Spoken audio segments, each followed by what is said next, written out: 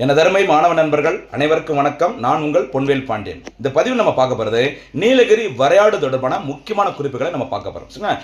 நீலகிரி வரையாடு தமிழ்நாடு அரசின் மாநில விலங்காகும். இந்த நீலகிரி வரையாடுகள் பார்த்தீங்கன்னா எண்ணிக்கை குறைந்து வருவதன் காரணமாக சர்வதேச அமைப்பான IUCN அமைப்பின் மூலமாக அழிந்து வரும் பட்டியலில் சேர்க்கப்பட்டது. இதனைத் தொடர்ந்து நீலகிரி வரையாடுகளை பாதுகாப்பதற்காக தமிழ்நாடு அரசானது அக்டோபர் 12, 2023 அன்று நீலகிரி வரையாடு திட்டத்தை தொடங்கியிருந்தாங்க. அதே மாதிரி நீலகிரி வரையாடு தொடர்பான விழிப்புணர்வு ஏற்படுத்தணும் அப்படிங்கிறதுக்காக அக்டோபர் 7ஆம் தேதி நீலகிரி வரையாடு தினமாக அறிவிக்கப்பட்டது தமிழ்நாடு அரசின் மூலமாக.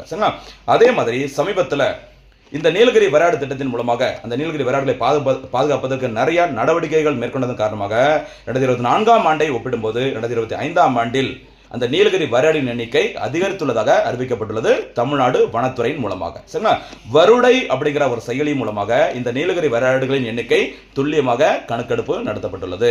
அதே மாதிரி 2024ஆம் ஆண்டில் 1303ஆக இருந்த நீலகிரி வரையாடின் எண்ணிக்கையானது 2025ஆம் ஆண்டில் 1364ஆக அதிகரித்துள்ளது. இந்த அதிகரிப்பு விகிதம் அப்படின்னு சொல்லி பார்த்தீங்கன்னா 2024 கம்பேர் பண்ணும்போது 2025ஆம் ஆண்டில் 32% அப்படின்னு சொல்லியிருக்கிறாங்க. சரிங்களா, அதே மாதிரி இந்த நீலகிரி வரையாடுகள் அதிக எண்ணிக்கையில் எங்கு காணப்படுகிறது? நீலகிரியில் அல்ல, ஃபர்ஸ்ட் ஆனைமலை பகுதியில் அதிகமாக காணப்படுகிறது.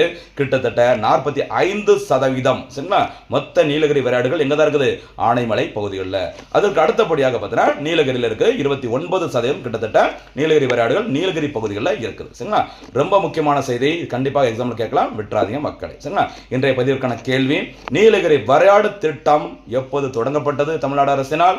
அதே மாதிரி நீலகிரி வரையாடு தமிழ்நாடு அரசினால் எப்போது மாநில விலங்காக அறிவிக்கப்பட்டது?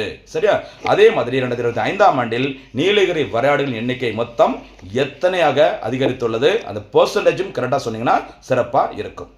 நன்றி.